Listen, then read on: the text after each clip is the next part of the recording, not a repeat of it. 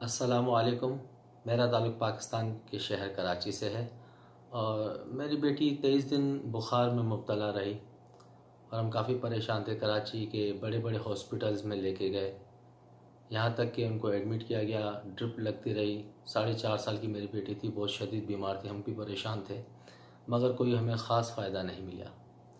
इतने में सैयद अरबाब अली शाह साहब से रब्ता हुआ। उन्होंने हमें कुछ दवाएं लिख के दी, वो नुस्खे लिख के दिए। हमने सैयद खालिद बिन शाह साहब से रब्ता किया, उन्होंने हमें दवाएं दी और उन दवाओं का हमने इस्तेमाल किया। पहली रात मैंने जामा इमाम रज़ा अलैहिस्सलाम का 8वां हिस्सा खिलाया और दारुए मूसा काज़िम अलैहिस्सलाम की गोली का आधा हिस्सा खिलाया।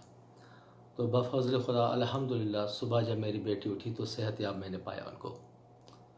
तो इन दवाओं से काफ़ी मुझे फ़ायदा हासिल हुआ है।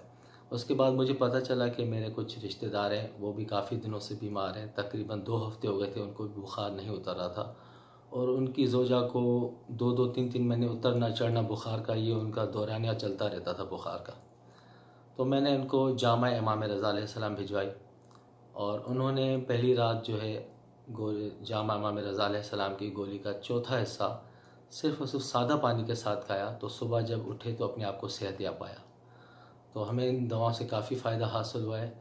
मैं सैयद अरबाब अली शाह साहब का शुक्रगुज़ार हूँ, सैयद जान अली शाह साहब का मैं शुक्रगुज़ार हूँ, पाकिस्तान हेड ऑफ़िस के सैयद खालिद बिन शाह साहब का मैं शुक्रगुज़ार हूँ, जिनसे हमने दवाएँ तलब की। और अल्लाह ताला इनकी तौफ़ीक़ात में इज़ाफ़ा करे और इस मिशन को कामयाबी कामरानी अता करे।